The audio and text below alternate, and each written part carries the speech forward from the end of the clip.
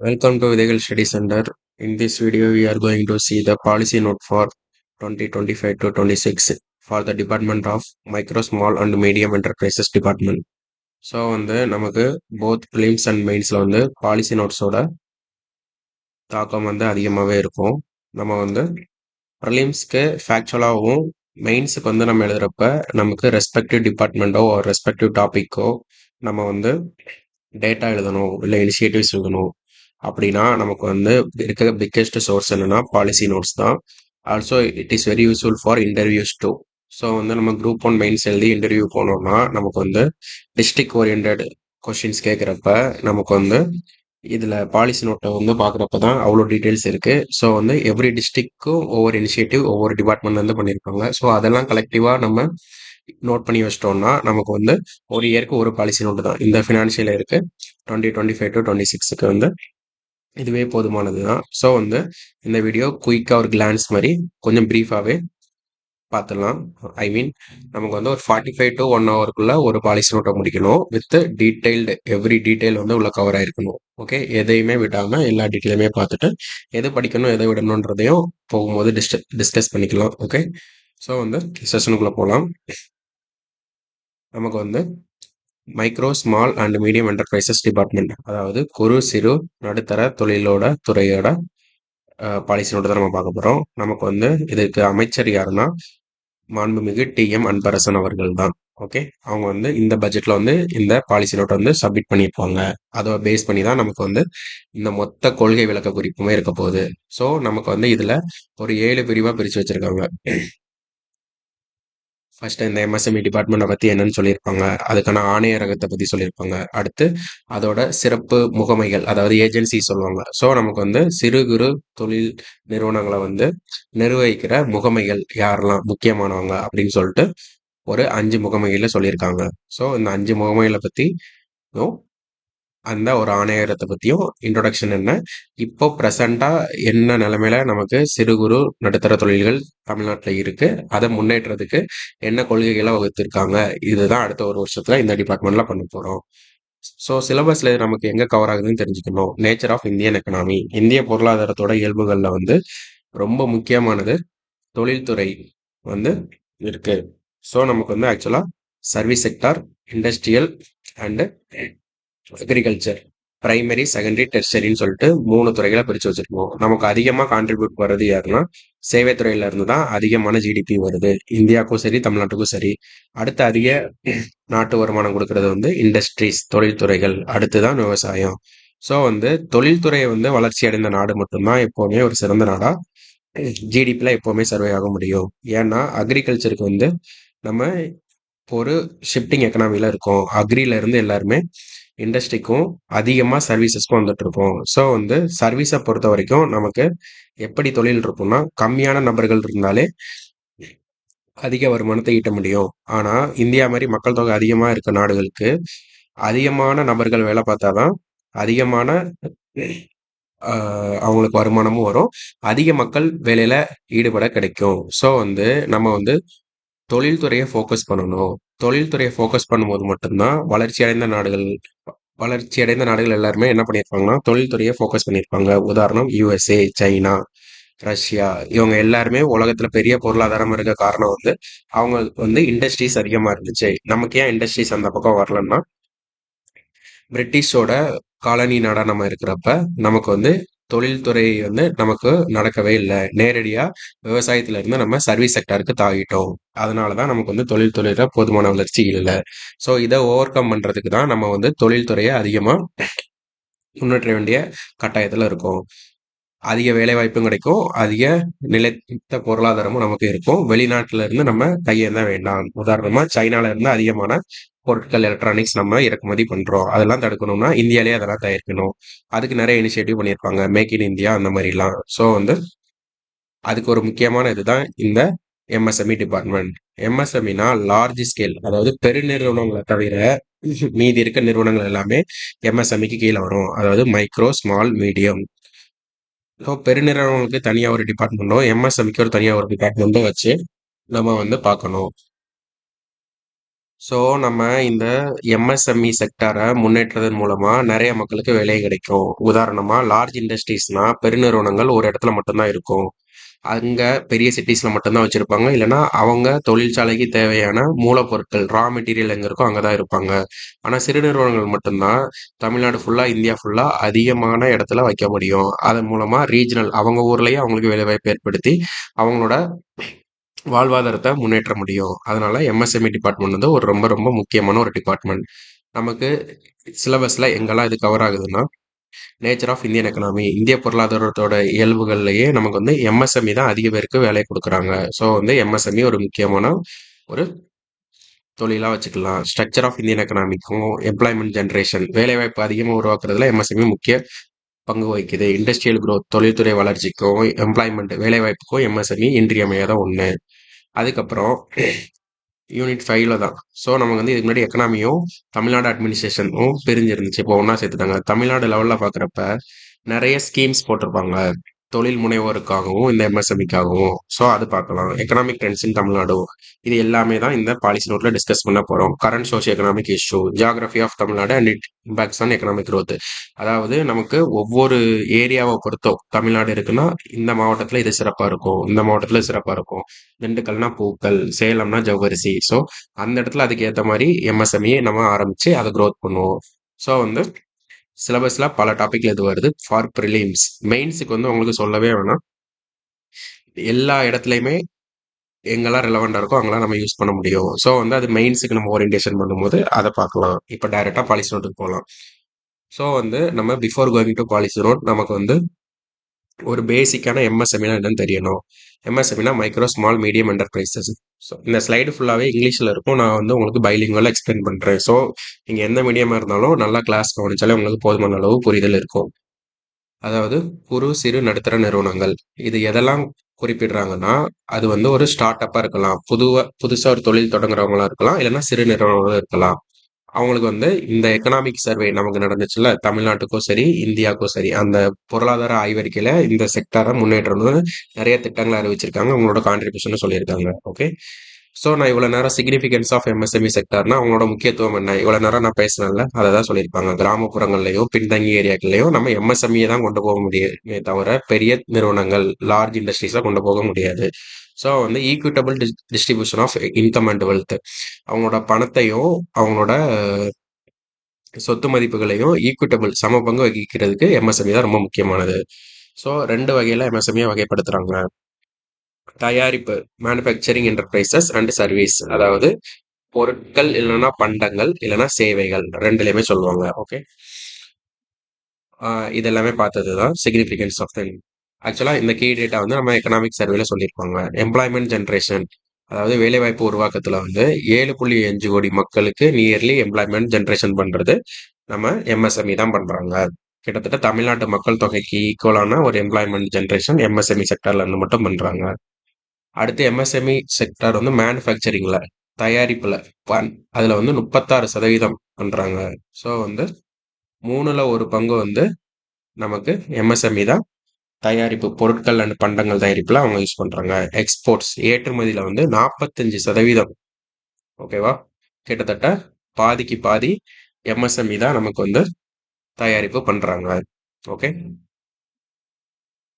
ரீசெண்டா நடந்த பட்ஜெட்ல என்ன சொல்லியிருப்பாங்கன்னா, இந்த எம்எஸ்எம்இக்கு வந்து அவங்களோட மைக்ரோ என்டர்பிரைசஸ், ஸ்மால் மீடியம், அவங்களோட லிமிட்டை கூட்டியிருப்பாங்க. இன்வெஸ்ட்மெண்ட் முதலீடு இவ்வளோ இருந்துச்சுன்னா அது மைக்ரோ, முதலீடு 2.5 கோடி வரை இருந்துச்சுன்னா அது மைக்ரோ குறு நிறுவனம், 25 கோடி வரை இருந்துச்சுன்னா சிறு நிறுவனம், 125 கோடி இருந்ததுன்னா நடுத்தர நிறுவனம். இதுக்கு முன்னாடி இருந்தது 1 கோடி, 10 கோடி, 50 கோடி.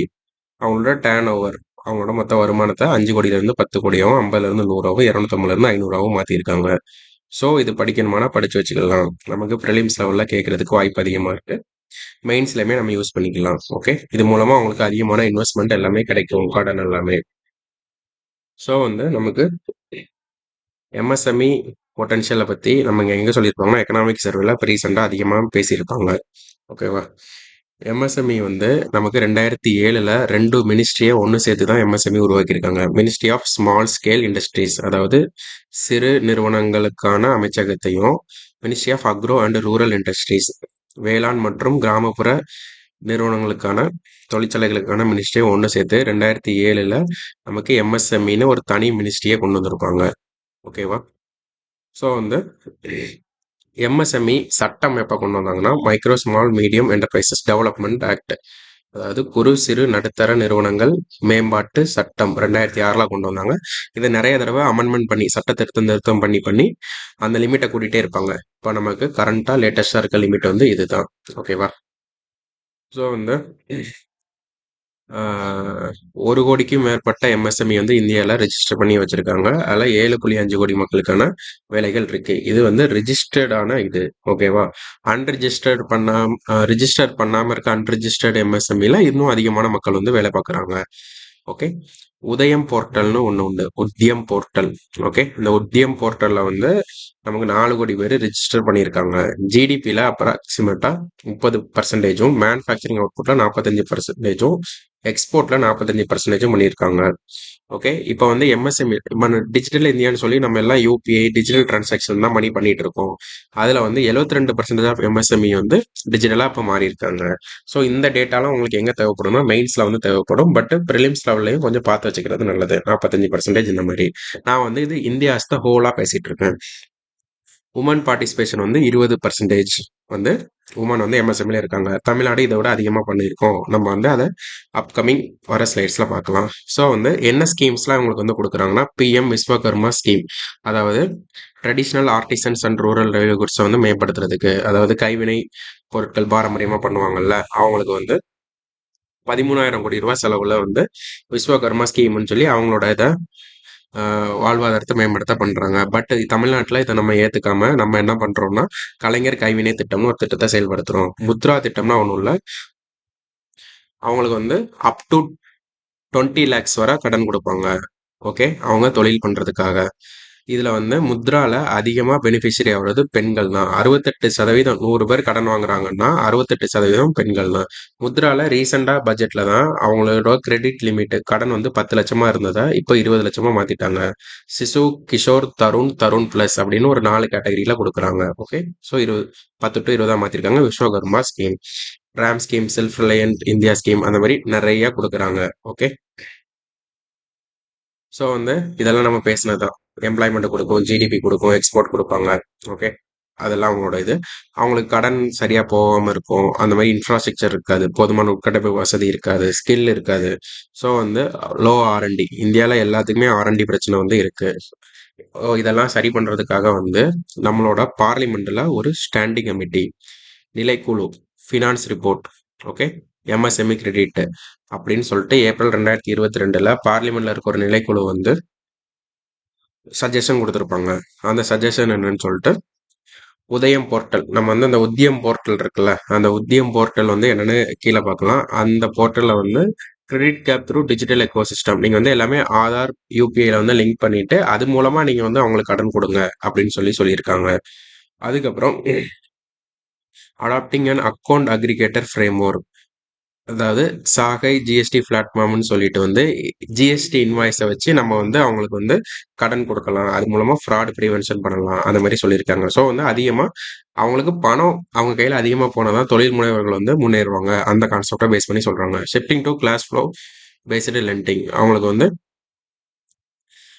கொலாட்ரல் பேஸ்டு லோன்ஸ் கொடுக்காம அவங்களுக்கு வந்து ஆக்சுவல் பெர்ஃபார்மன்ஸை பேஸ் பண்ணி கொடுங்க, அந்த மாதிரி சொல்றாங்க. ஓகே, ஸோ வந்து ஆக்சலரேட்டிங் எம்எஸ்எம்இ ஃபார்மலைசேஷன், எல்லாமே ஃபார்மலைசேஷன் பண்ணணும். ஜிஎஸ்டி ரிஜிஸ்டர் பண்ணுங்க, நீங்க வந்து ஜிஎஸ்டி எல்லாமே ஃபார்மல் கிரெடிட்டாவே வாங்குங்க. அதாவது என்னன்னா அதிகமா வட்டி கொடுக்குறவங்க கிட்ட வெளியில போய் கந்து வட்டி வாங்காம நீங்க ஃபார்மலா பேங்க் கிட்ட லோன் வாங்குங்க, கவர்மெண்ட் அதுக்கு ஃபெசிலேட் பண்ணி கொடுங்க, அந்த மாதிரி சொல்றாங்க.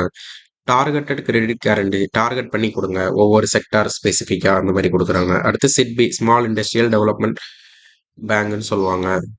ஸோ அவங்க மூலமாக நீங்கள் வந்து ஃபெசிலேட் பண்ணுங்க, அந்த பேங்கை லேர்ன் பண்ணுங்க அப்படின்னு சொல்லி. ஸோ உதயம் போர்ட்டல்னா என்ன, ஐ மீன் உத்தியம் போர்ட்டல்னா என்னன்னா நமக்கு வந்து 1 ஜூலை 2020 லான்ச் பண்ணாங்க. ஓகே, இதில் என்னன்னா நத்திங் பட் நம்ம எல்லா எம்எஸ்எம்இயுமே இங்கே போய் ரெஜிஸ்டர் பண்ணால் நமக்கு எம்எஸ்எம்இக்கு தேவையான ஹெல்ப் எல்லாம் பண்ணி கொடுப்பாங்க. ஸோ ஒரு பிளாட்ஃபார்ம்லேயே நமக்கு எல்லாமே கிடைச்சிடும். 2 டேக்ஸ் பண்ணுறவங்க, ஒன்று நம்ம 2 வகையான டேக்ஸ் கட்டுவோம், நேரடி வரி, மறைமுக வரின்னு சொல்லிட்டு. ஸோ ரெண்டையும் சென்ட்ரல் போர்ட் ஆஃப் டைரக்ட் டாக்ஸஸும் goods and service tax network இந்த ஜிஎஸ்டி, ஓகேவா, இந்த ரெண்டு டாக்ஸையும் இந்த எம்எஸ்எம்இ கூட லிங்க் பண்றது. அப்புறம் இந்த எம்எஸ்எம்இ எல்லாம் மானிட்டர் பண்றதுக்கு உத்தியம் போர்ட்டல் 2020 ஃபர்ஸ்ட் ஜூலைல லான்ச் பண்ணியிருக்கோம். ஓகே, அதுக்கப்புறம் வேற என்ன சொல்லியிருப்பாங்க, வியாபார் கிரெடிட் கார்டு ஸ்கீம். நமக்கு வந்து எப்படி கிசான் கிரெடிட் கார்டு விவசாயிகளுக்கு இருக்கோ அதே மாதிரி வியாபாரம்னா வியாபாரம் பண்றவங்க, இந்த தொழில் பண்றவங்களுக்கு கிரெடிட் கார்டு ஸ்கீம் ஒன்று கொடுங்க அப்படின்னு சொல்லியிருக்காங்க. Okay, KYC reform, no your customer சொல்லுவாங்கல்ல, அது எல்லாமே ஈஸி ஆஃப் ஆக்சஸ் பண்ணி கொடுங்க. இதெல்லாம் நமக்கு வந்து சொன்னது வந்து யாருன்னா பார்லிமெண்ட்டில் இருக்க ஸ்டாண்டிங் கமிட்டி. எம்எஸ்எம்இக்கு வந்து ஃபினான்ஸ் ரிப்போர்ட்னு ஒன்று சொல்லி கொடுத்துருப்பாங்க. ஓகே, ஸோ வந்து இந்தியாவில் நம்ம ஆல்ரெடி பார்த்து தான் 30% இருக்காங்க, நியர்லி 50% எக்ஸ்போர்ட்னா 45% எக்ஸ்போர்ட். ஆகஸ்ட் 2021 ரிப்போர்ட் படி நியர்லி 50% எக்ஸ்போர்ட் வந்து கொடுக்குறாங்க. Okay, employment over 25 crore people across India. அதாவது ஃபார்மலா ரெஜிஸ்டர் பண்ணி பார்த்ததுல 7.5 crore, பட் வந்து இன்ஃபார்மலா குட்டி குட்டி தான் நிறைய பண்ணியிருப்பாங்கல்ல, மைக்ரோ இண்டஸ்ட்ரியெலாம் 25 கோடி மக்களுக்கு வந்து நம்ம இது மூலமா வேலை வாய்ப்பு கொடுக்குறோம். ஓகே, எம்எஸ்எம்இஸ் இன் தமிழ்நாடு. ஸோ இதுதான் இப்போதான் பாலிசி நோட்டுகளே வரும். தமிழ்நாடு பாலிசி நோட்டு குயிக் கிளான்ஸாக பார்த்துடலாம். தமிழ்நாடு வந்து மோஸ்ட் இண்டஸ்ட்ரியலைஸ்டு ஸ்டேட், அதாவது அதிக தொழில்மயமாக்கப்பட்ட மாநிலம் தமிழ்நாடு தான். அதில் வந்து 16% ஃபேக்ட்ரிஸ் வந்து இந்தியாவில் தமிழ்நாட்டில் தான் இருக்கு. ஓகேவா, அடுத்து தேர்ட் எக்ஸ்போர்ட்ஸ் இந்த கண்ட்ரி, அதாவது அப்ராக்சிமேட்டாக 30.50 பில்லியன் வந்து நம்ம வந்து எக்ஸ்போர்ட் பண்ணுறோம். ஏற்றுமதியில் நம்ம 3ஆவதா இருக்கோம். இது வந்து நமக்கு எதுக்காக ஹெல்ப்ஃபுல்லாக இருக்கும்னா, நம்ம 2030க்குள்ள 1 ட்ரில்லியன் எக்கனாமி டாலர் வந்து அச்சீவ் பண்ணணும்னு நினைக்கிறோம். அதுக்கு வந்து இது ரொம்ப யூஸ்ஃபுல்லாக இருக்கும். ஓகே, தமிழ்நாடுல வந்து அந்த உத்தியம் போர்ட்டல்ல மார்ச் 31 2025 அது அளவுக்கு நமக்கு 33 லட்சத்துக்கும் மேற்பட்ட எம்எஸ்எம்இ வந்து ரெஜிஸ்டர் பண்ணியிருக்கோம். ஓகே, அதாவது இதுலயும் தேர்ட் இருக்கும். தமிழ்நாடு ரேங்க் தேர்ட் இந்த country terms of Udyam registration. So இதெல்லாம் நமக்கு இந்த பாலிசி நோட்ல கொடுத்த லேட்டஸ்ட் டேட்டா. இதெல்லாம் நம்ம படிச்சு வச்சுக்கிறது நல்லது. ஓகே, அடுத்து உமன் என்டர்பிரினர்ஷிப், அதாவது 30% தொழில் முனைவர்கள் வந்து பெண்கள் தான் நம்ம தமிழ்நாட்டில் இருக்காங்க.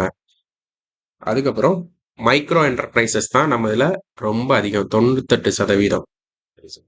இன்கேஸ் கேட்டாங்கன்னா அதை இறங்கு வரிசையில் வரிசைப்படுத்துக, டிசெண்டிங் ஆர்டர் அசெண்டிங் ஆர்டரில் கேட்டாங்கன்னா ஃபர்ஸ்ட் இருக்கிறது மைக்ரோ தான். ரொம்ப குறு நிறுவனங்கள் தான் அதிகமாக இருக்கு. அதுக்கடுத்து ஸ்மால் 1.7, அடுத்து மீடியம் 0.15 தான் நம்ம கான்ட்ரிபியூட் பண்ணுறோம். இதெல்லாம் தமிழ்நாடோட டேட்டா. டாப் 10 டிஸ்ட்ரிக்ட்ஸ் வந்து ஒரு 50% இது பண்ணுறாங்க. அந்த டிஸ்ட்ரிக்ட்ஸ் கீழே பார்க்கலாம். ஓகே, அதுக்கப்புறம் வந்து வேற என்ன சொல்லியிருக்காங்க, SDG sustainable development goals, United nation வந்து ஒரு 17 கோல்ஸ் வந்து நம்ம வச்சிருக்கோம் 2015 டு 2030க்குள்ள முடிக்கணும்னு சொல்லிட்டு. ஸோ போன குரூப் ஒன்ல இந்த கோல்ஸ்ல ஒரு 4 கோல்ஸை கொடுத்துட்டு அதை வந்து ஆர்டர் பண்ணுங்கன்னு சொல்லி ஒரு கொஸ்டின் கேட்டிருந்தோம். ஸோ கொஸ்டின் வரலாம். எஸ்டிஜி 5 என்னன்னா gender equality, empowerment of women entrepreneurs, அதாவது பெண் தொழில் முனைவர்களுக்கான ஜெண்டர் ஈக்குவாலிட்டி பண்ணணும். அதுக்கப்புறம் எஸ்டிஜி 8 என்ன சொல்றாங்கன்னா, decent work, economic growth, promoting inclusive and productive employment, அதாவது ஒரு நல்ல பணி சூழல் இருக்கணும், பொருளாதார வளர்ச்சி இருக்கணும் சொல்றாங்க. எஸ்டிசி 9னா 3 I சொல்லுவாங்க, இண்டஸ்ட்ரி, இன்னோவேஷன், இன்ஃப்ராஸ்ட்ரக்சர், அதாவது தொழிற்சாலைகள் ஒரு புதுமையான ஒரு கண்டுபிடிப்பு பண்ணணும். அதுக்கப்புறம் இன்ஃப்ராஸ்ட்ரக்சர், உள்கட்டமைப்பு, இந்த 3ஐயுமே ஏற்படுத்தி நம்ம வந்து தொழில் வளர்ச்சியை மேம்படுத்தணும். ஸோ எஸ்டிஜி 5, 8, 9 இந்த 3மே வந்து நம்ம எம்எஸ்எம்இக்கு வந்து ரொம்ப ரிலேட்டபிளான ஒன்று. ஸோ இதெல்லாம் தமிழ்நாட்டில் இருக்க டேட்டா கொடுத்துருக்காங்க.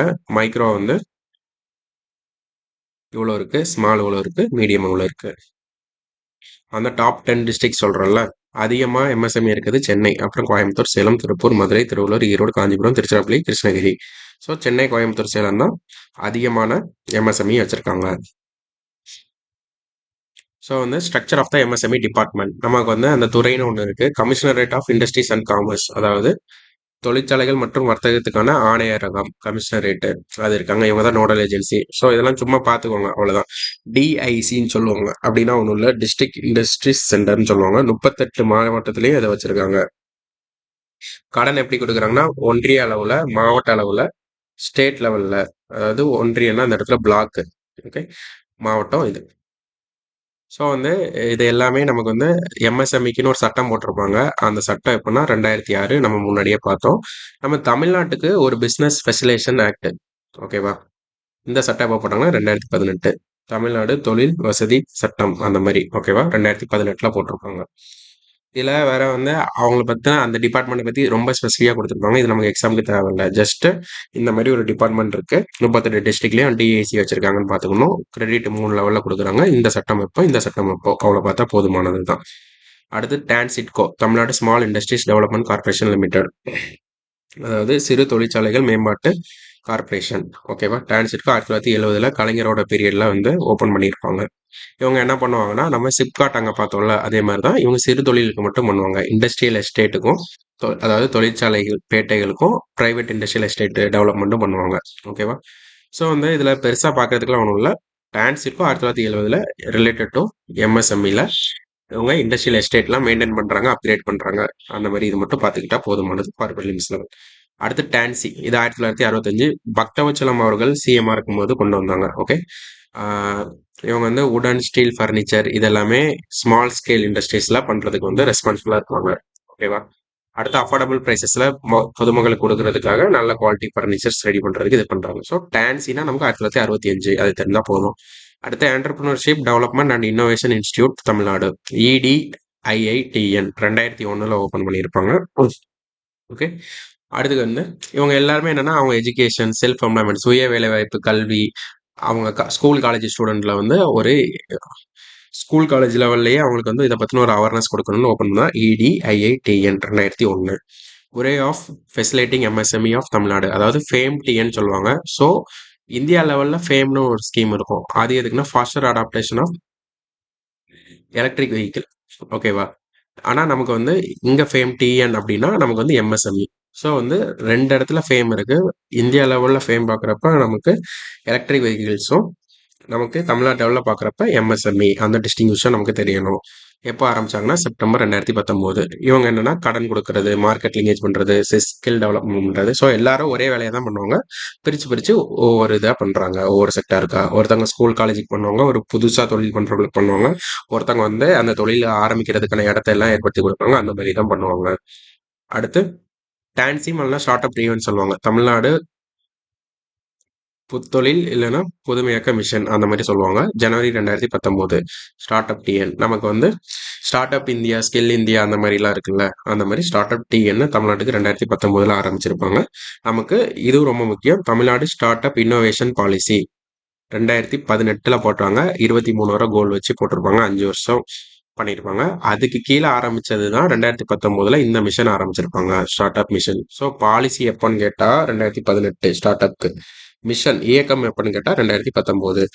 ஸோ இந்த மாதிரி பார்த்து வச்சுக்கோங்க. நமக்கு இது டைரக்டா குரூப் 1 ப்ரிலிம்ஸ், குரூப் 2 ப்ரிலிம்ஸ்ல கொஸ்டின் கேட்க வாய்ப்பு அதிகமா இருக்கு. பாலிசி எப்ப, இயர் எப்ப, அதெல்லாம் கேட்குறாங்க. அடுத்து Tamil Nadu coir business development corporation, அதாவது அப்படின்னா ஒன்றும் இல்லை, நமக்கு இந்த தென்னை நார் அந்த மாதிரி இருக்குல்ல, அந்த பிசினஸை டெவலப் பண்றதுக்காக ஒரு கார்பரேஷன். எப்போ ஆரம்பிச்சாங்கன்னா 2022 ஆகஸ்ட் 25 கோயம்புத்தூர்ல ஸ்டார்ட் பண்ணியிருப்பாங்க. ஸோ நமக்கு ரீசெண்டா இப்போ கொஸ்டின்ஸ்ல என்ன கேட்குறாங்க, அந்த ஹெட் குவார்ட்டர்ஸ் எங்க இருக்குன்னு கேட்குறாங்க. Tamil Nadu coir business development corporation வந்து நமக்கு கோயம்புத்தூர்ல இருக்கு. ஓகே, அடுத்து Tamil Nadu food processing and agriculture export promotion corporation, TNA pegs. Okay, 2022 நமக்கு ஸ்டார்ட் பண்ணியிருப்பாங்க. அதாவது கம்பெனிஸ் ஆக்ட், கம்பெனிகள் சட்டம் இல்ல நிறுவன சட்டம், தொழிற்சாலை சட்டம்னு சொல்லுவாங்க. 2013 செக்ஷன் 8 பிரிவு 8 கீழே ஆரம்பிச்சிருப்பாங்க. அப்படின்னா நான் ப்ராஃபிட் ஆர்கனைசேஷன், லாபமற்ற தொழில் செய்யும் ஒரு நிறுவனமா Tamil Nadu food processing and agriculture export promotion corporation. Okay, அதை ஆரம்பிச்சிருப்பாங்க. ஸோ இது வந்து அக்ரிகல்ச்சரும் ஃபுட் வேல்யூ ஆடட் செயின், மதிப்பு கூட்டப்பட்ட பொருட்களாக மாற்றி விற்கிறதுக்கான ஒரு முகமையா இது இருக்கு. Commissionerate of industries and commerce, அதாவது தொழிற்சாலைகள் மற்றும் வர்த்தகத்துக்கான ஆணையரகம். இவங்களும் அதே தான், செல்ஃப் எம்ப்ளாய்மெண்ட் கொடுப்பாங்க, சப்சிடிஸ் மானியங்கள் கொடுப்பாங்க. ஸோ வந்து யுனைடெட் நேஷனோட சஸ்டைனபிள் டெவலப்மெண்ட் கோல்ஸ் ஒரு 17 கோல்ஸ் இருக்குன்னு சொன்னோம். அவங்க பண்ற இனிஷியேட்லாம் எதுக்கு இருக்குன்னா SDG 8, 9 அப்பவே பார்த்துட்டோம். 10வது SDG என்ன சொல்றாங்கன்னா இன்இக்வாலிட்டியை குறைங்க, சமத்துவமின்மையை குறைக்கிறதுக்கு இது சொல்லியிருக்காங்க.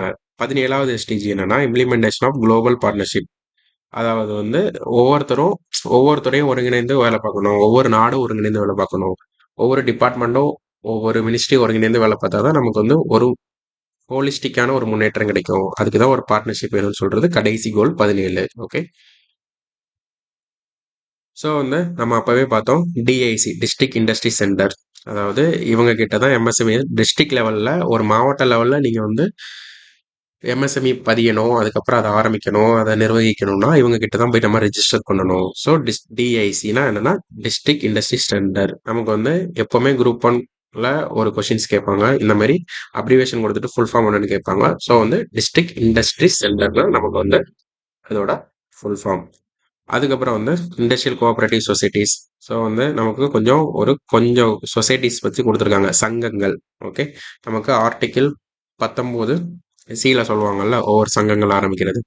ஸோ வந்து அதுபடி இந்த சங்கங்கள்லாம் ஆரம்பிச்சிருப்பாங்க. இன்கோ சர்வ்னா நமக்கு ஒன்றும் இல்லை, தேயிலை தொழிலாளர்களுக்கு.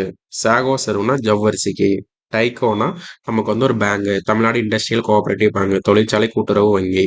அப்புறம் இருளா ஸ்னேக் கேச்சர்ஸ் கோஆபரேட்டிவ் சொசைட்டி, அதாவது இருளர் சமூகத்தை சார்ந்தவங்க வந்து பாம்பு பிடிக்கிறதுக்கு வந்து ஒரு கூட்டுறவு சொசைட்டி. ஸோ இந்த மாதிரி சொசைட்டிஸ்லாம் நம்ம வந்து எம்எஸ்எம்இ இதில் வந்து ஃபாலோ பண்ணுறோம். அதுக்கப்புறம் நிறைய டெஸ்டிங் லேபரேட்டரிஸ் எல்லாம் இருக்குங்க. இதெல்லாம் நமக்கு எக்ஸாம் தேவையில்ல, ஜஸ்ட் காதால கேட்டுக்கோங்க, ஜஸ்ட் பார்த்துக்கோங்க. ஓகே. டிஸ்ட்ரிக்ட் இண்டஸ்ட்ரி சென்டர் வந்து 38 டிஸ்ட்ரிக்ட்லேயே இருக்கு. ஹெடட் பை ஜென்ரல் மேனேஜர், ஒரு பொதுவான மேனேஜர் இருப்பாங்க. இவங்க தான் அந்த ப்ராஜெக்ட் என்னன்னு பார்ப்பாங்க, அந்த ப்ராஜெக்ட்டுக்கான ரிப்போர்ட்டை ப்ரிப்பேர் பண்ணுவாங்க, லைசன்ஸ் கிளியரன்ஸ் எல்லாம் கொடுக்குறது இவங்க தான். சிங்கிள் விண்டோ போர்ட்டல், ஒற்றை சாளர ஒரு அணுகுமுறையா இது இருக்கு. அதுக்கப்புறம் வந்து நமக்கு வந்து செல்ஃப் எம்ப்ளாய்மெண்ட், சுய வேலைவாய்ப்பு மற்றும் தொழில் முனைவோருக்கான திட்டங்கள். இது என்னன்னா நம்மளோட இந்த கமிஷனரேட் எல்லாம் பண்றாங்கன்னா கலைஞர் கைவினை திட்டம் பின்னாடி பார்க்கலாம், அண்ணல் அம்பேத்கர் பிசினஸ் எம்இன் scheme, new entrepreneur cum enterprise development scheme, அதாவது புதுசா தொழில் தொடங்குறதுக்கான ஸ்கீம். இது எல்லாமே பின்னாடி டீட்டெயிலாக கொடுத்துருப்பாங்க. ஓகே. அன்எம்ப்ளாய்டு யூத், இதெல்லாம் சென்ட்ரல் கவர்மெண்டோட ஸ்கீம்ஸ். ஓகே, எல்லாமே கொடுத்துருக்காங்க, அப்படியே வரிசையா பார்த்துடலாம். நமக்கு வந்து Pradhan Mantri formalisation of micro food processing enterprises, PMFME அப்படி இருக்கு. நம்ம சேர்ந்து பண்றோம். ஸ்டேட் கவர்மெண்ட் 40 ரூபாவும் சென்ட்ரல் கவர்மெண்ட் 60 ரூபாவும் தராங்க. Okay? இந்த ஸ்கீம்க்கு இதெல்லாம் இதில் மென்ஷன் பண்ணியிருக்காங்க, அதனால சொல்லிடுறோம். ஸோ வந்து ஒவ்வொரு இதுலையுமே நமக்கு வந்து என்ன சொல்லியிருப்பாங்கன்னா, பாலிசி நோட்ல மோஸ்ட்லி எஸ்டிஜிஸ் பத்தி தான் சொல்லியிருப்பாங்க. எஸ்டிஜி 8.1 என்ன பண்றாங்கன்னா, பெர் கேபிட்டா எக்கனாமிக் growth வந்து கூட்டணும், அதாவது 7% GDP growth at least developed regions அப்படின்னு சொல்லியிருக்காங்க. அடுத்து 8.3ல என்ன சொல்லியிருக்காங்கன்னா, டீசெண்டான ஜாப் கொடுக்கணும், ஒரு நல்ல தொழில் முனைவோருக்கான கொடுக்கணும், creativity, innovation, formalisation and financial ஃபார்மலைசேஷன்னா ஒன்றும் இல்லை, நமக்கு வந்து பேங்க் மூலமா கடன் போகணும், வெளியில கடன் வாங்கி அவங்க அவஸ்தைப்படக்கூடாது. ஸோ அதெல்லாம் 8.3. இது வந்து ப்ரிலிம்ஸ் லெவல்ல அவ்வளோவா இது வரைக்கும் கேட்டதே கிடையாது. அதாவது எஸ்டிஜியில் அந்த 17 கோல்ல மேலோட்டமா 17 கோலை தான் கேட்டிருக்காங்களே தவிர ஒவ்வொரு கோலுக்குள்ளேயும் இருக்க காமன் 8.13 அந்த மாதிரி கேட்டதில்லை. பட் இது நமக்கு எங்கே யூஸ் ஆகும்னா மெயின்ஸ் ஆன்சர் ரைட்டிங்ல யூஸ் ஆகும். ஸோ வந்து நம்ம அதை தனியாக உட்காந்து படிக்கிறதுக்கு பதிலாக இப்படி பாலிசி நோட் படிக்கிறப்ப, ஸோ 8.1னா இது 8.3னா இதுக்கு ஒவ்வொரு கீவேர்டு மட்டும் ஞாபகம் வச்சுக்கோங்க. ஓகே, 7% ஜிடிபி growthனா 8.1, ஃபார்மலைசேஷன் ஃபினான்ஷியல் ஆக்சஸ்னா 8.3. ஸோ அப்படி பார்க்குறப்ப வந்து நமக்கு எல்லாமே படிக்க தேவையில்ல, அட்லீஸ்ட் பாலிசி நோட்டில் மென்ஷன் பண்ணி படித்தாலே நமக்கு மெயின்ஸில் பெரிய வேல்யூ ஆடடாக இருக்கும். ஓகேவா. அடுத்து SDG 9.3, access to affordable credit and financial services for small scale industries. அதாவது ஸ்மால் ஸ்கேல் இண்டஸ்ட்ரீஸ், சிறு குறு நிறுவனங்களுக்கு வந்து அஃபோர்டபுள் கிரெடிட்டுக்கு வந்து கொடுக்கணும், அவ்வளோதான். ஸோ 8.3யும் 9.3யும் கிட்டத்தட்ட சிமிலராக இருக்கு. கலைஞரின் கைவினை திட்டம், இது வந்து பிஎம் விஸ்வகர்மா திட்டம்னு சொல்லி கைவினை கலைஞர்கள் கொடுத்துருப்பாங்க. அதை அப்போஸ் பண்ற மாதிரி நம்ம கொண்டு வந்த திட்டம் தான் டிசம்பர் 2024ல கலைஞரின் கைவினை திட்டம். ஓகேவா. ஆர்டிசன்ஸ் கொடுப்பாங்க. ஸோ வந்து அதெல்லாம் எவ்வளோ பேருக்கு கொடுத்துருக்காங்க, எலிஜிபிலிட்டி பார்த்துக்கலாம். இது வந்து கேட்கலாம் கொஸ்டின்ல. Minimum age 35 வயசாயிருக்கணும். ஓகே. ஸோ வந்து கலைஞரின் கைவினை திட்டத்தில் நம்ம 21 வயசு அந்த மாதிரிலாம் போய் அப்ளை பண்ண முடியாது. மினிமம் ஏஜ் 31 வயசு, 35 வயசாயிருக்கணும். ஃபார்மலான எஜுகேஷன்லாம் தேவையில்லை. ஓகேவா. நம்ம வந்து ஸ்கூல் படிக்கல, காலேஜ் படிக்கலாம் இல்லை, 35 வயசு ஆனவங்க அவளுக்கு ஒரு தொழில் முனைவோருக்கான ஒரு வாய்ப்பு. ஏன்னா அவங்க வேற யார்கிட்டயோ ஒரு படிக்காதவங்களா இருக்கிறதுனால, இல்லை இவ்வளோ வயசானதுனால வேற எங்கேயோ ஒர்க் பண்ணிட்டு இருக்கவங்க வந்து அவங்களே ஒரு தொழில் ஆரம்பிக்கலாம், கைவினை கலைஞர்கள். அந்த மாதிரி ஒரு நல்ல எண்ணத்துல ஆரம்பிச்சது தான் இந்த ஸ்கீம். அதுக்கப்புறம் எக்ஸ்பீரியன்ஸ் கேட்டிருக்காங்க. மினிமம் ஒரு 5 வருஷமாச்சு நீங்க எந்த தொழில் பண்ண போறீங்களோ அதுக்கு வந்து இது பண்ணியிருக்கணும், அதுல வந்து உங்களுக்கு அனுபவம் இருக்கணும் அந்த தொழில்ல அப்படின்னு சொல்லியிருக்காங்க கலைஞரின் கைவினை திட்டத்துல. ஸோ 25 வகையான ட்ரெடிஷ்னல் ஆர்டிசன்ஸ், பாரம்பரிய கைவினை கலைஞர்களை 25 வகையில பிரிச்சிருக்காங்க. கார்பென்ட்ரி, மெட்டல் ஒர்க், இது. ஓகே. 25ன்னு தெரிஞ்சுக்கிட்டா போதும். 35 வயசுக்கு மினிமம் ஆயிருக்கணும், 5 வருஷம் மினிமம் எக்ஸ்பீரியன்ஸ் இருக்கணும். ஸோ 5 5 5ன்னு எல்லாமே வருது, ஈஸியா நாம வச்சுக்கணும். ஓகே. அதாவது ஃபினான்ஷியல் மேக்ஸிமம் எவ்வளோ கொடுக்குறாங்கன்னா 3 லட்சம் வரை கொடுக்குறாங்க. அதில் 25% வரை மானியமாக கொடுத்துட்றாங்க. அதுவும் எவ்வளோன்னா 50,000 வரைக்கும். ஓகேவா? 2% நம்ம வந்து டைகோ பேங்க்ல வாங்கினோம்னா நமக்கு வந்து 2% வந்து சப்சிடி மானியம் கொடுக்குறாங்க. ஆனால் அதர் பேங்க்ஸ்ல வாங்கினா 5% வரை கொடுக்குறாங்க கடனுக்கு. இதெல்லாம் கலைஞரின் கைவினை திட்டத்தில் இருக்க காம்போனன்ட்ஸ். இந்த பாலிசி நோட்ல சொல்லியிருக்குது. அடுத்து அண்ணல் அம்பேத்கர் பிசினஸ் சாம்பியன் ஸ்கீம். இது வந்து இப்போ ரீசெண்டாகவே நிறைய எக்ஸாம்ஸ்ல கேட்டிருக்காங்க. ஸோ 2023 லான்ச் பண்ணியிருக்காங்க. ஒன்லி பெனிஃபிஷரி யாருன்னா எஸ்சி எஸ்டி மக்கள் தான். எஸ்சி எஸ்டி கம்யூனிட்டியில் இருக்க பீப்புளுக்கு வந்து என்ன பண்ணணும்னா அவங்க தொழில் முனையணும். அவங்க வந்து பிஸ்னஸ் மேனாக மாறணும். இன்னொருத்தர்கிட்ட கை ஏந்தி வேலைக்கு நிற்க கூடாது அப்படின்னு சொல்ற ஒரு நல்ல எண்ணத்துக்காக ஆரம்பிச்சதான் அண்ணல் Ambedkar business champion scheme AABCS 2023 start பண்ணியிருக்காங்க. ஃபர்ஸ்ட் ஆஃப் இட்ஸ் கைண்ட் ஸ்கீம்னா இந்தியாவில் நம்ம தான் இந்த மாதிரி ஸ்டார்ட் பண்ணியிருக்கோம் அப்படின்னு வந்து சொல்லியிருக்காங்க. ஸோ SDG 10.2ல என்ன சொல்லியிருக்காங்க அப்படின்னு பார்க்குறப்ப 2030க்குள்ள வந்து socio economic political inclusion of, அதாவது சமூக பொருளாதார அரசியல் இன்க்ளூஷன் எல்லாத்தையும் உள்ள சேர்க்கணும், ஒருங்கிணைக்கணும். ஏஜை பார்க்காம, வயசு, பாலினத்தை பார்க்காம, அவங்களோட டிசபிலிட்டி உடம்புல எதுவும் குறைகள் இருக்கிறத பார்க்காம, இனத்தை பார்க்காம, ஆரிஜின், ரிலீஜியன், எக்கனாமிக் ஸ்டேட்டஸ் இது எல்லாமே பார்க்காம எல்லாத்தையுமே இது பண்ணணும். ஓகே, ஸோ வந்து SDG 10.2 மெயின்ஸ் எழுதுறப்ப நமக்கு வந்து ரொம்ப யூஸ்ஃபுல்லாக இருக்கும். நம்ம 10ன்னு போடாமல் 10.2ன்னு போட்டு இதை மென்ஷன் பண்ணுறப்ப வந்து ரொம்ப ஹெல்ப்ஃபுல்லாக இருக்கும். அதுக்கப்புறம் நமக்கு வந்து ப்ராக்ரஸ் அண்ட் இம்பேக்ட் டோட்டலாக எவ்வளோ கொடுத்துருக்காங்க அந்த மாதிரிலாம் சொல்லியிருக்காங்க. ஸோ இதுக்கு எலிஜிபிலிட்டி கிரைட்டீரியா என்னன்னா மேக்ஸிமம் ஏஜ் வந்து 55 இயர்ஸ், மினிமம் எஜுகேஷன் குவாலிஃபிகேஷன் எதுக்கும் கிடையாது. SC ST ஆண்டர்பிரினர்ஸ்க்கு மட்டும்தான் கொடுக்குறாங்க. ஸோ இதில் வந்து யாரெல்லாம் வாங்கலாம்னா புதுசாக நான் ஒரு தொழில் தொடங்க போகிறேன் அப்படின்றவங்களும் வாங்கலாம். ஆல்ரெடி ஒரு என்டர்பிரைஸை ஸ்டார்ட் பண்ணி ரன் பண்ணிட்டு இருப்பாங்களா அவங்களுமே வாங்கலாம். மேனுஃபேக்சரிங், சர்வீஸ், ட்ரேட் செக்டார் 3மே கொடுக்குறாங்க. அக்ரிகல்ச்சருக்கு கொடுக்கறது இல்லை. அதுக்கப்புறம் வந்து financial status no upper ceiling, அதாவது நீங்கள் வந்து ப்ராஜெக்ட் காஸ்ட்டுக்கு வந்து ஒரு சீலிங்லாம் அவங்க கொடுக்கல. 35% ப்ராஜெக்ட் காஸ்ட்டை வந்து அவங்க சப்சிடியாக மானியமாக கொடுத்துட்றாங்க. உங்களுக்கு நீங்கள் தொழில் பண்ணுறீங்க, okay, up to maximum rupees of 100 லட்சம் வரை, அதாவது 1 கோடி வரை நமக்கு வந்து மானியமாக தராங்க. இன்ட்ரெஸ்ட் சப்வென்ஷன் 6% வந்து வட்டியிலேயே நமக்கு மானியம் தர்றாங்க. அதான் சொல்றாங்க. அடுத்து நீட்ஸ்னா ஒன்றும் இல்லை, புதுசாக ஃபர்ஸ்ட் ஜென்ரேஷன் முதல் தலைமுறையில் வந்து நம்ம தொழில் தொடங்குவோம்ல, இது வந்து எல்லாருமே எல்லா கேட்டகரி மக்களுமே இதை யூஸ் பண்ணிக்கலாம். அதுக்கு வந்து ஏஜ் லிமிட் வந்து பார்த்துக்கோங்க. ஜென்ரல் கேட்டகரியாக இருந்தால் 21 டு 45, ஸ்பெஷல் கேட்டகரினா 21 டு 55 கொடுத்துருக்காங்க. மினிமம் வந்து நம்ம ஹையர் செகண்டரி பாஸ் +2 முடிச்சிருக்கணும். +2 முடிச்சிருந்தா நம்ம வந்து இந்த நீட்ஸில் இது பண்ணலாம். Only for first generation entrepreneurs அப்படின்னா முதல் தலைமுறை, இது வரைக்கும் என் குடும்பத்தில் யாருமே தொழில் தொடங்கலை இந்த மாதிரி இல்லை, நான் தான் பண்ணுறேன்னா அவங்க வந்து எலிஜிபிள். ஏஜ் இதுதான். ஓகே, மேனுஃபேக்சரிங் சர்வீஸ் செக்டருக்கு மட்டும்தான் கொடுத்துருக்காங்க. ப்ராஜெக்ட் நம்மளோட திட்டத்தோட மதிப்பு வந்து மினிமம் 10 லட்சமும் மேக்ஸிமம் 500 லட்சமும் இருக்கணும். 5 கோடி அதை சொல்லியிருக்காங்க. ஓகே, ஸோ வந்து ஸ்பெஷல் கேட்டகரிக்கு 5%, ஜென்ரல் கேட்டகரிக்கு 10% ப்ரமோட்டர் கான்ட்ரிபியூஷன் கொடுக்குறாங்க. அதே மாதிரி தான் மூலதனத்தில் 25%, சீலிங் வந்து 75, அங்கே 35, 100 லட்சம் பார்த்தோம், இங்கே 75 லட்சம், 25%, 3% இன்ட்ரெஸ்ட் சப்வென்ஷன், அங்கே 6% அண்ணல் அம்பேத்கருக்கு பார்த்தோம். ஸோ வட்டியில் 3, மூலதன மணியில் வந்து நமக்கு முதலீட்டில் வந்து 25% கொடுக்குறாங்க. அங்கே 75 லட்சம், இங்கே 75 லட்சம், அங்கே 100 லட்சம். ரிசர்வேஷன் ஆக்சுவலாக அதில் கொடுக்குறாங்க. ஆக்சுவலாக என்னன்னா உமனுக்கு வந்து 50% ரிசர்வேஷனும், SC STக்கு வந்து 19% ரிசர்வேஷனும் கொடுக்குறாங்க. ஸோ உங்களுக்கு வந்து புரியுதா? நமக்கு வந்து நீட்ஸ் நம்ம தனியாக கொடுத்துருந்தாலுமே அதுலேயும் சோசியல் ஜஸ்டிஸ், சமூக நீதியை வந்து நம்ம மேம்படுத்தணும் அப்படின்றதுக்காக 50% உமனுக்கும் 19% SC STக்கும் கொடுக்குறாங்க. அதுக்கப்புறம் ஆண்டர்பிரினர்ஷிப் ட்ரைனிங் அண்ட் சப்போர்ட் இதெல்லாம் ஒன்றும் இல்லை, சும்மா பார்த்துக்கோங்க. ட்ரைனிங் டான்ஸ் இருக்கோ அவங்க எல்லாருமே ட்ரைனிங் கொடுக்குறாங்க, அந்த மாதிரி கொடுக்குறாங்க. அடுத்து unemployed youth employment generation program, அதாவது வேலையில்லா இளைஞர்களுக்கான வேலைவாய்ப்பு உருவாக்கும் திட்டம். இது வந்து சென்ட்ரல் கவர்மெண்டோட ஸ்கீம் தான், நம்ம தமிழ்நாடு கவர்மெண்ட் இம்ப்ளிமெண்ட் பண்ணுறோம். ஸோ இதுக்கு அதே தான் 18 to 45 general, 18 to 55 special category, minimum 8th standard pass ஆயிருக்கணும். ப்ராஜெக்ட் காஸ்ட் நம்ம திட்டத்தோட மதிப்பு மேக்ஸிமம் உச்சபட்சமே 15 லட்சம் தான் இருக்கணும்.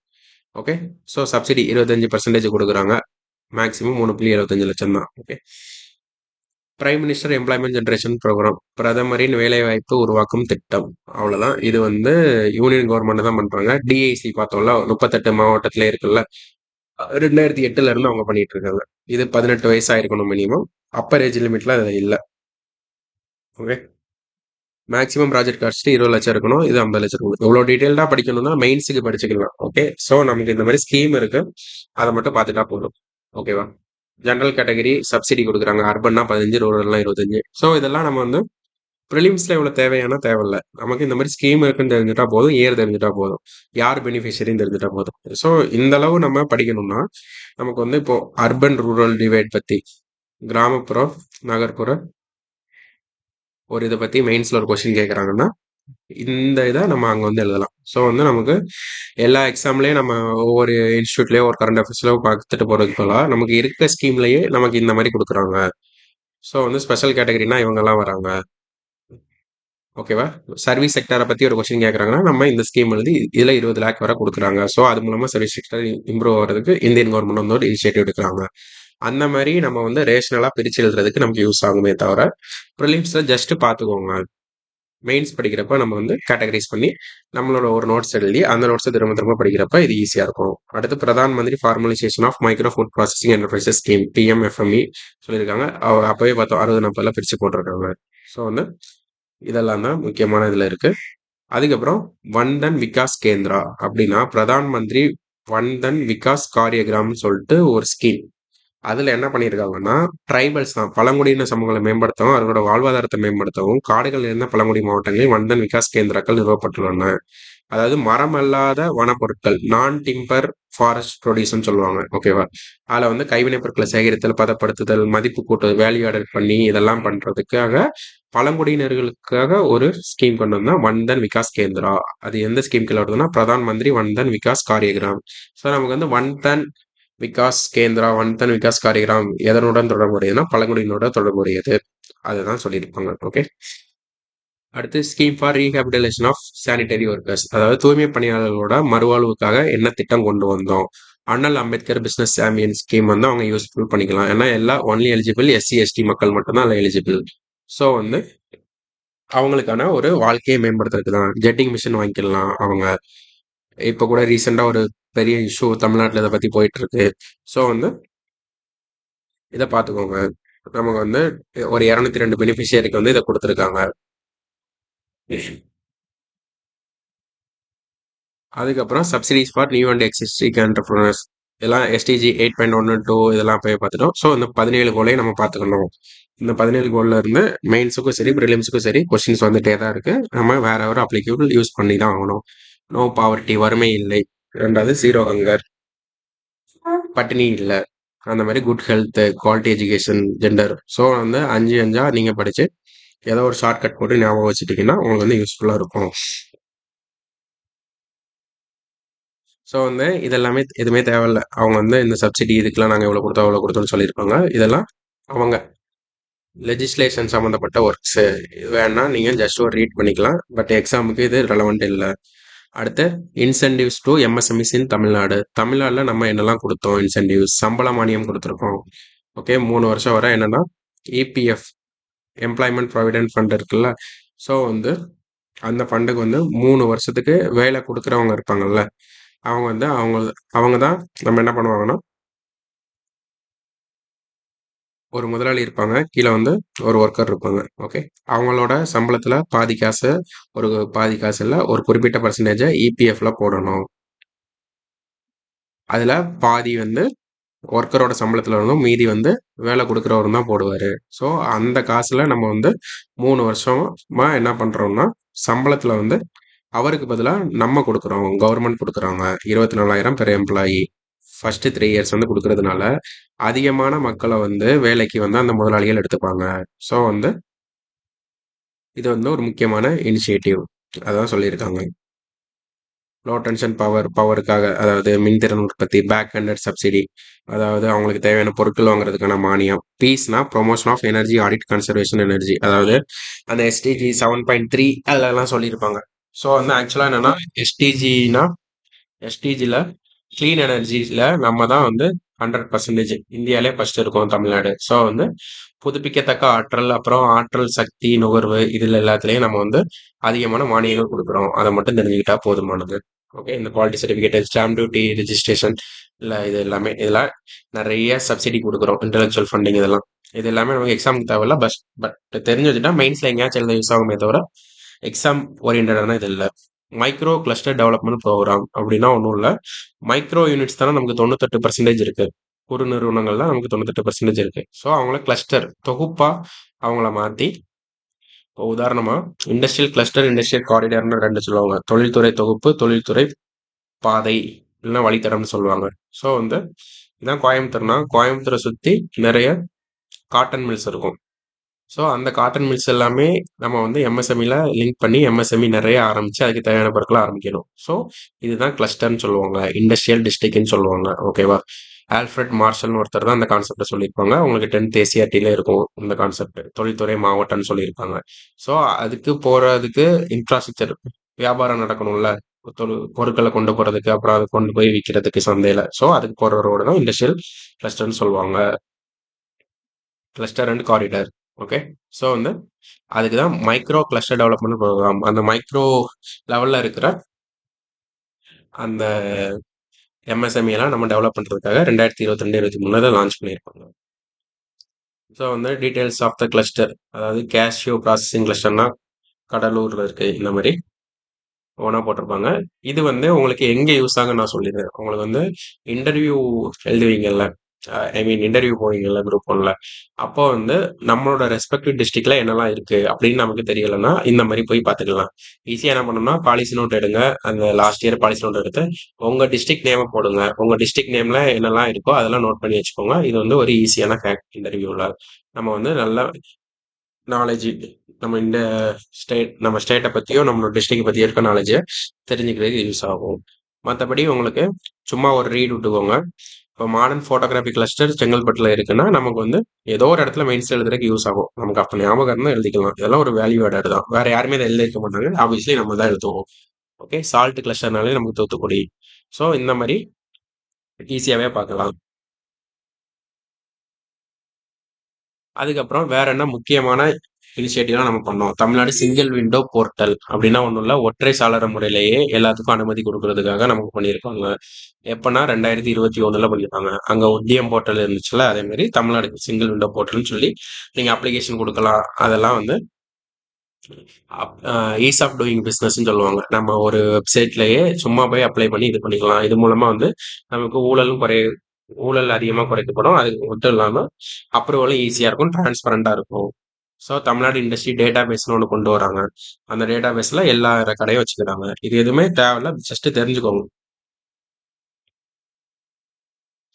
குறு மற்றும் சிறு தொழில்கள் வசதி மன்றங்கள் அப்படின்னு சொல்லி 2006 அந்த சட்டத்துக்கு கீழே உருவாக்குறாங்க.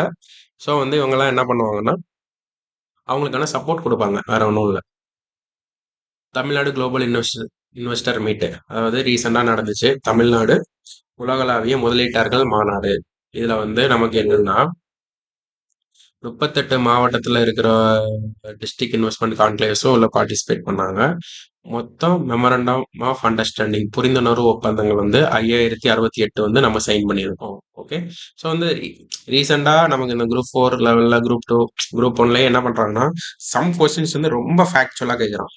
லைக் எஸ்சி/எஸ்டி டிபார்ட்மெண்ட்டுக்கு எவ்வளவு எத்தனாயிரம் கோடி ரூபாய் ஒதுக்குறாங்கன்னு சொல்லிட்டு எல்லாமே சேம் நம்பர் மாதிரியே இருக்கும்.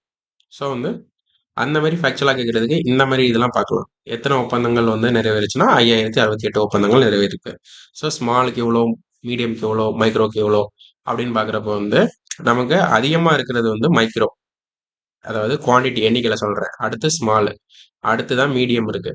ஆனால் இங்கே இன்வெஸ்ட்மெண்ட்டை பாருங்க, அதிக இன்வெஸ்ட்மெண்ட் வந்தது ஸ்மாலுக்கு, அதுக்கப்புறம் அதிக இன்வெஸ்ட்மெண்ட் வந்தது மைக்ரோ மீடியம்க்கு, அதுக்கப்புறம் கம்மியாக இன்வெஸ்ட்மெண்ட் வந்தது மைக்ரோக்கு. ஸோ இது எக்ஸாக்ட் வேல்யூ உங்களுக்கு தெரியலனா கூட இந்த மாதிரி பிரித்து வச்சுக்கிறது நமக்கு மெயின்ஸ்லையும் யூஸ் ஆகும், ப்ரிலிம்ஸ்லையும் ஈவன் ஆப்ஷன் எலிமினேட் பண்ணுறதுக்கு யூஸ் ஆகும். டாப் 3 செக்டர்ஸ் இதெல்லாம் agro and food processing, textiles, auto components. இதெல்லாம் ஒரு 2,50,000 ஜாப்ஸ் கிரியேட் பண்ணலாம்னு இது பண்ணியிருக்கலாம், உருவாகலாம், அவ்வளோ வேலைவாய்ப்பு உருவாக்கலாம் அப்படின்னு சொல்லியிருப்பாங்க. அதுக்கப்புறம் இண்டஸ்ட்ரியல் கோஆப்ரேட்டிவ்ஸ், அதாவது தொழிற்சாலை கோஆப்ரேட்டிவ்ஸ்னு சொல்றாங்க. இதுல ரூரல் ஆர்டிசன்ஸ் ஒர்க்கர்ஸ் எல்லாம் பண்றாங்க. ஓகே. தமிழ்நாட்டில் இண்டஸ்ட்ரியல் கோஆப்ரேட்டிவ்ஸ் எவ்வளவுனா தொழிற்சாலை கூட்டுறவு சங்கங்கள் எவ்வளவு இருக்குன்னா 262 இருக்கு. ஓகே. இதெல்லாம் நம்ம அப்பயே பார்த்ததுதான். இதுல வேற எதுவும் புதுசாலாம் இல்ல. அதுக்கப்புறம் இட்கோசர் தேயிலை தோட்டம் தமிழ்நாடு சிறு தேயிலை உற்பத்தியாளர்கள் தொழில்துறை கூட்டுறவு தேயிலை தொழிற்சாலைகள் கூட்டமைப்பு இயர் மட்டும் மொத்தம் 1965. ஓகேவா? டான்சி உருவாச்சுல அதே இயர் தான் இதுவும். பக்தவச்சலம் சிஎம் இருக்கிறப்ப ஆரம்பிச்சது. நீலகிரி டிஸ்ட்ரிக்ட்ல இருக்கு. 23,255 மெம்பர்ஸ் இருக்காங்க. Okay. So largest tea cooperative federation in India. இந்தியாவிலே மிகப்பெரிய டீ கோஆபரேட்டிவ் ஃபெடரேஷன் நம்மளோட இன்கோ சர்வ் தான். ஓகே. மேட்ச் த ஃபாலோயிங்ல கூட கேட்கலாம். இன்கோ சர்வ்னா என்னன்னா நமக்கு வந்து small tea growers industrial estate. So வந்து இதெல்லாம் அதை பத்தின அவங்களோட பர்ஃபார்மன்ஸ் என்ன அந்த மாதிரி கொடுத்தாங்க. இதெல்லாம் நமக்கு தேவையில்ல. இப்போ சாகோ சர்வ்னா ஒன்றும் இல்லை. Salem starch and sago manufacture services industrial corporation 1981 இதை ஆரம்பிச்சாங்க. ஸோ வந்து ஆக்சுவலாக என்னன்னா ஜவ்வரிசி ஜிஏ டேக் கூட வாங்கி வச்சிருப்பாங்க. ஓகே. ஸோ வந்து அதை பத்தி தான் சொல்லியிருக்காங்க. Tamil Nadu industrial cooperative bank டைகோ bank 1961 start பண்ணிருக்காங்க. 48 பிரான்ச் இருக்கு. ஓகே. ஸோ அந்த ரெஸ்பெக்டிவ் பேங்கோட அச்சீவ்மெண்ட் இதெல்லாம் நமக்கு தேவையில்ல. அடுத்து இருளா ஸ்னேக் கேச்சர்ஸ், அதாவது இருளர்ல வந்து பழங்குடியின மக்கள்ல வந்து பாம்பு பிடிக்கிறவங்க இருப்பாங்கல்ல, அவங்களுக்கான தொழிற்சாலை கோஆபரேட்டிவ் சொசைட்டிஸ் அதுதான் சொல்லியிருப்பாங்க. Okay. Chengalpattu Irula snake catchers industrial cooperative society. So செங்கல்பட்டுல அவங்க இருக்கு. எப்பனா 1979. அவங்க வந்து இந்த பாம்பு விஷத்தெல்லாம் எடுத்து ரிசர்ச்சுக்கும் நமக்கு மருந்து தயாரிக்கிறதுக்கும் சேர்த்து கொடுப்பாங்க. அது மூலமா அவங்களுக்கு ஒரு ரெவன்யூ வரும். அடுத்து திருவண்ணாமலை டிஸ்ட்ரிக்ட்ல ஒன்று இருக்கு. ஸோ செங்கல்பட்டு டிஸ்ட்ரிக்ட்லயும் திருவண்ணாமலை டிஸ்ட்ரிக்ட்லயும் நமக்கு வந்து இருளா ஸ்னேக் கேச்சர்ஸ்க்கு ஒன்று இருக்கு. ஓகே. நம்ம வந்து இன்கேஸ் கேட்டாங்கன்னா நமக்கு வந்து நீலகிரிஸ்ன்னு கொடுத்தா அது தப்பு. நமக்கு வந்து இண்டஸ்ட்ரியல் கோஆபரேட்டிவ் சொசைட்டி வந்து நமக்கு வந்து இங்கே தான் இருக்கு. செங்கல்பட்டுலையும் திருவண்ணாமலையிலையும் இருக்கு அப்படின்னு சொல்லி ஒரு ஸ்டேட்மெண்ட் வந்தா கரெக்ட் தான். ஓகே. ஸோ வந்து ஒவ்வொரு நாகங்களையும் சரி அவங்க வந்து எவ்வளோ ப்ரைஸ்க்கு ஒவ்வொரு கிராமையும் விற்றாங்க அப்படின்ற மாதிரியும் கொடுத்துருக்காங்க. சென்ட்ரல் எலக்ட்ரிக்கல் டெஸ்டிங் லேபரட்டரி ஏன்னா கக்கலூர்ல இருக்கு. ஸோ இது வந்து இதெல்லாம் அந்த அளவு தேவையில்ல. எலக்ட்ரிக்கல் டெஸ்டிங் லேபரட்டரி எங்கன்னா கக்கலூர். கெமிக்கல் லேபரட்டரிஸ் அதாவது வேதியியல் ஆய்வகங்கள் எங்க இருக்கு அந்த மாதிரி எல்லாம் கொடுத்துருக்காங்க. இது நமக்கு எக்ஸாமுக்கு டேட்டா தேவையில்ல. Tamil Nadu car business development corporation 2022 இந்த தென்னை நார்லாம் இருக்குல்ல அதை எடுக்கிறது தான். இது வந்து ரொம்ப ஒரு முக்கியமான ஒரு இது. ஸோ வந்து தமிழ்நாடு காயர் பாலிசி 2024ல் நம்ம வந்து அந்த பாலிசி கொள்கையை வந்து ரிலீஸ் பண்ணியிருக்கோம். சரியா? அதில் வந்து அந்த டெக்டைல்ஸ் இது எல்லாமே அது சம்மந்தப்பட்ட எல்லாமே நம்ம வந்து இம்ப்ரூவ் பண்ணணும். அந்த மாதிரி அதுக்கு என்னெல்லாம் இம்ப்ளிமெண்ட் பண்ண முயற்சி எடுத்தோம் அதான் சொல்லியிருப்பாங்க. அடுத்து காயர் கிளஸ்டர் டெவலப்மெண்ட் நம்ம அப்பவே சொன்னோம்ல, கிளஸ்டர்னா மொத்தமாக அந்தந்த ஏரியாவுக்கு பக்கத்தில் எல்லாத்தையுமே வச்சுக்கிறது. ஓகே. ஸோ 6 காயில் கிளஸ்டர்ஸ் வந்து எஸ்டாப்ளிஷ் பண்ணியிருக்காங்க. இந்த ஊர்கள் எல்லாம் உடுமலைப்பேட்டை, பொள்ளாச்சி, அத்ராப்பு அந்த ஊர்லாம் பண்ணியிருக்காங்க. ஓகே. நம்ம வந்து என்னெல்லாம் பண்ணிருக்காங்க அப்படின்னு சொல்லிட்டு சும்மா ஒரு டீட்டெயில் தான். இது வந்து எக்ஸாம்க்குலாம் தேவையில்ல. நமக்கு வந்து அந்த காயர் பாலிசி இயர் என்ன பண்ணாங்க அப்படின்றத மட்டும் பார்த்துட்டா போதுமானது. மெயின்ஸ் எழுதும்போது வந்து உங்களுக்கு கொஞ்சம் கூட ஒரு 2 பாயிண்ட் படிச்சுக்கிறது நல்லது.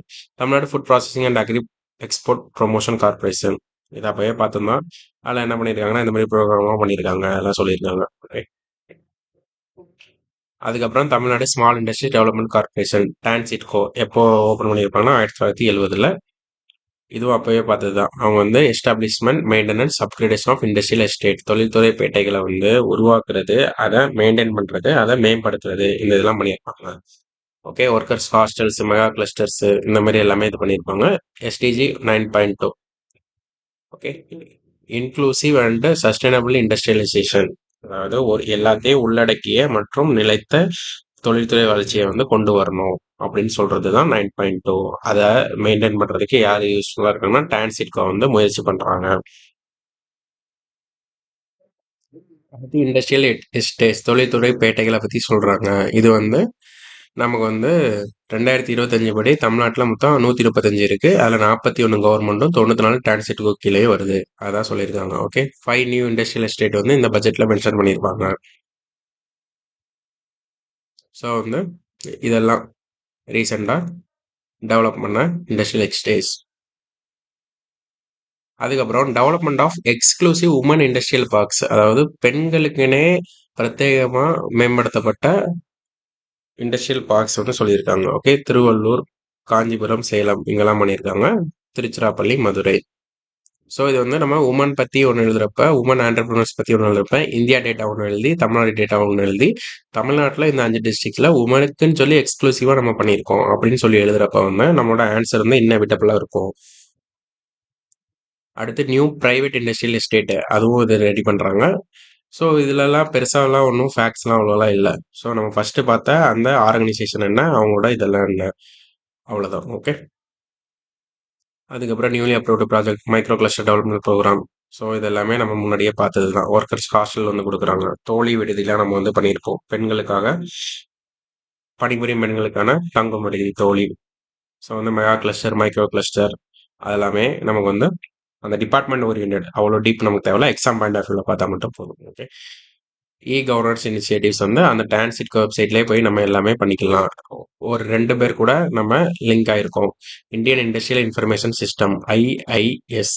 Okay, Indian industrial information system, Indian industrial land bank, ILLB. இந்த 2 பேருக்கும் கூட சேர்த்து டிஜிட்டைசேஷன் எல்லாமே நவீனமயமாக்கிட்டு இருக்கோம் அப்படின்னு சொல்லியிருக்காங்க. அப்புறம் பட்டா கொடுக்கறது இது எல்லாமே சும்மா ஒரு காமனான பாயிண்ட்ஸ் தான் இருக்கும், வேற எதுவும் இல்லை. அடுத்து டான்சி 1965 பக்தவச்சலம் அவர்களோட பீரியட்ல ஓப்பன் பண்ணாங்கன்னு போய் பார்த்தோம்.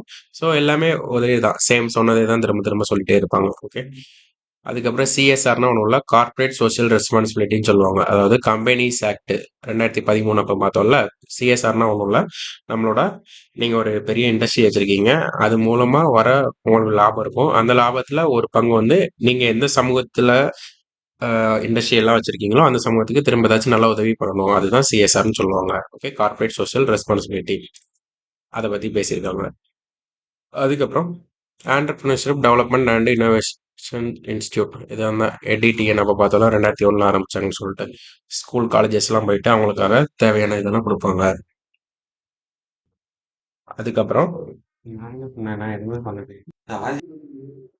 ஆண்டர்பிரினர்ஷிப் டெவலப்மெண்ட் ப்ரோக்ராம், அதாவது தொழில் முனைவர்கள் மேம்பாட்டு திட்டம், அந்த மாதிரி திட்டம்லாம் சொல்லியிருக்காங்க. ஓகே, தாட்கோனா நமக்கு வந்து வீடு கட்டி கொடுக்கறது பழங்குடியின மக்களுக்கு, அந்த மாதிரியான இன்ஃப்ராஸ்ட்ரக்சர், அவங்களோட வாழ்க்கை மேம்பாட்டு சொல்லுவோம். வாழ்ந்து காட்டும் திட்டம்னு சொல்லி ஆல்ரெடி தமிழ்நாட்டில் ஒரு திட்டம் போயிட்டு இருக்கு, அதெல்லாம் சொல்றாங்க.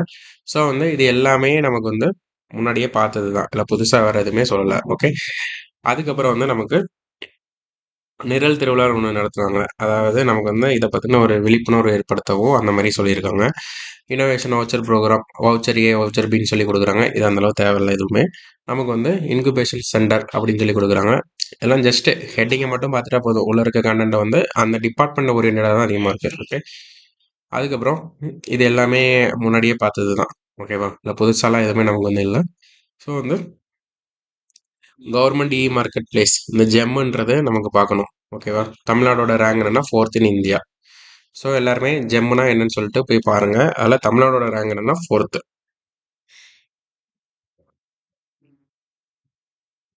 அதுக்கப்புறம் வேற ஒன்றும் இதில் பெருசாலாம் ஒன்றும் இல்லை. Okay, Tamil Nadu start up and innovation mission நம்ம அப்போவே பார்த்தோம்.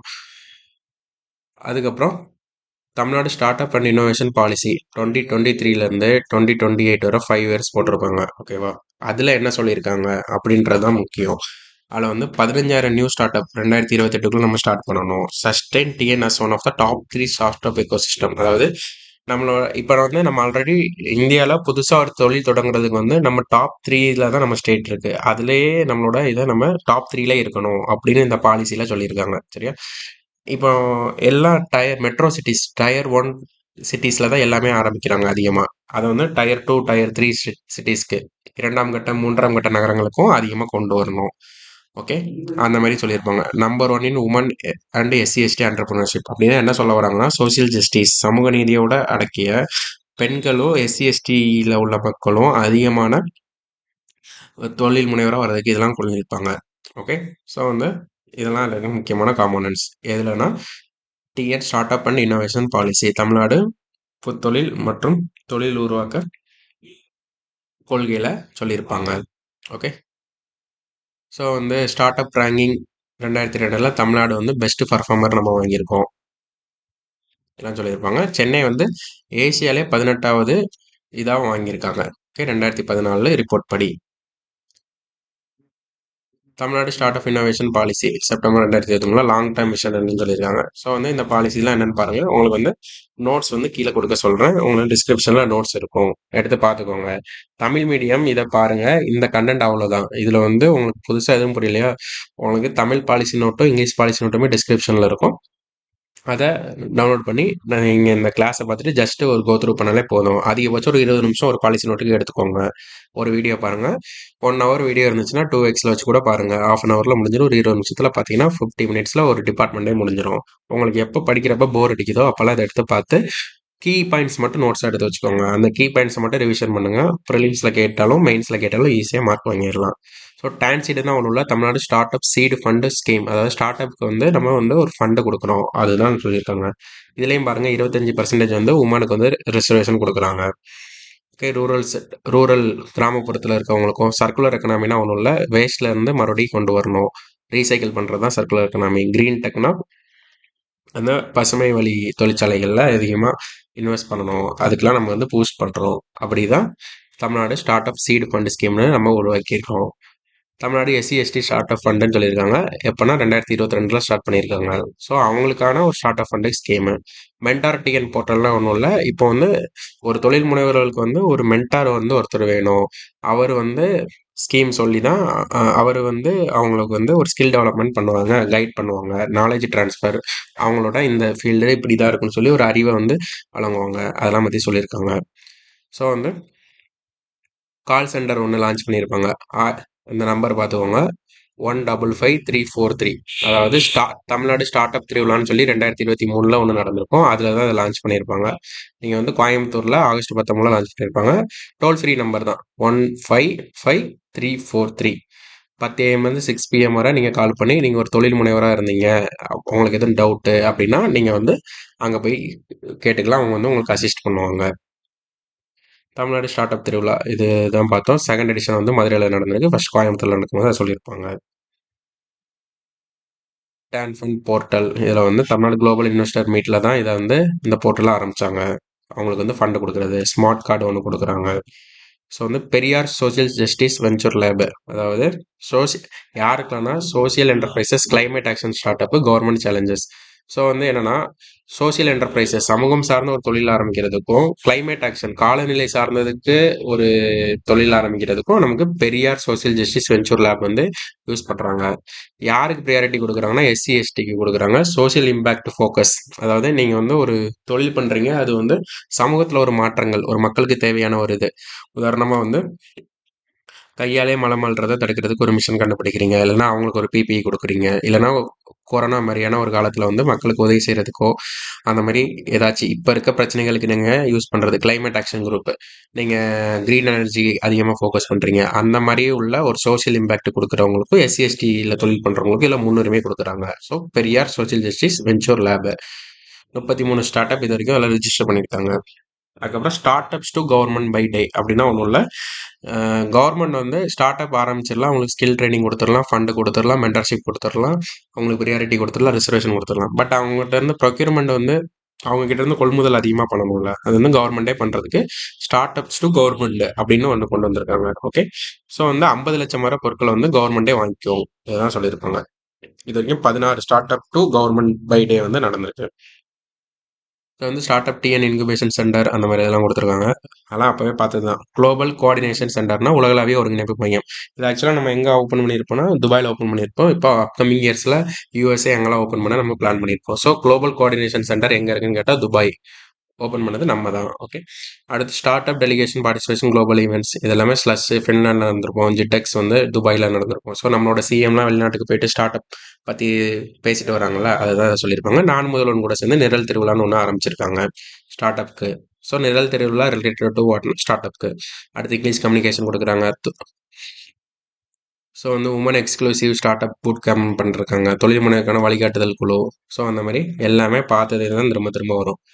அதுக்கப்புறம் transgender different able startup ஃபண்டுன்னு தனியாக ஒன்று வச்சுருக்காங்க. ஸோ வந்து நம்ம ஸ்டார்ட் அப் ஃபண்டே நிறைய பேருக்கு வச்சுருக்கோம். உமனுக்கு வச்சுருக்கோம், மாற்றுத்திறனாளிக்கு வச்சுருக்கோம், அதுக்கப்புறம் திருநங்கைகள் அவங்களுக்கு எல்லாமே வச்சுருக்கோம். ஏன்னா எல்லாத்தையுமே நம்ம வந்து அட்ரஸ் பண்ணணும்.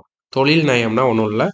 இப்போ வந்து ப்ராடக்ட் டிசைன் ஸ்டுடியோ அப்படின்னா நம்ம வந்து இப்போ ஒரு தொழில் நீங்கள் காமர்ஸில் விற்கிறீங்க, இல்லை உங்கள் கம்பெனி ரிஜிஸ்டர் பண்ணீங்கன்னா உங்கள் கம்பெனிக்கான லோகோ எல்லாம் ரெடி பண்ணி கொடுக்குறது, இவங்க எல்லாமே தொழில் நயத்தில் தான் பண்ணி கொடுப்பாங்க. குளோபல் ஸ்டார்ட் அப் சம்மிட் அந்த மாதிரிலாம் பார்த்துருப்போம். ஸோ வந்து இவ்வளோ தான் இந்த பாலிசி நோட்டில் இருக்குது.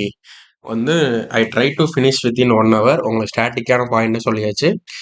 பாலிசி நோட்டு கம்ப்ளீட் கவரேஜும் கொடுத்தாச்சு. ஸோ வந்து இதில் இருக்க ஃபேக்டை மட்டும் அதிகமாக முக்கியத்துவம் கொடுத்து பாருங்கள். ஃபேக்ட் தான் மேட்டர்ஸ். ஃபேக்டை வச்சு நம்ம ப்ரிலிம்ஸ் அண்ட் மெயின்ஸ் போத்லேயும் நம்ம ஃபுல் மார்க் வாங்க முடியும். ஸோ அப்கமிங் வீடியோஸில் வந்து அப்கமிங் பாலிசி நோட்ஸ் வந்து பார்க்கலாம். தேங்க்யூ.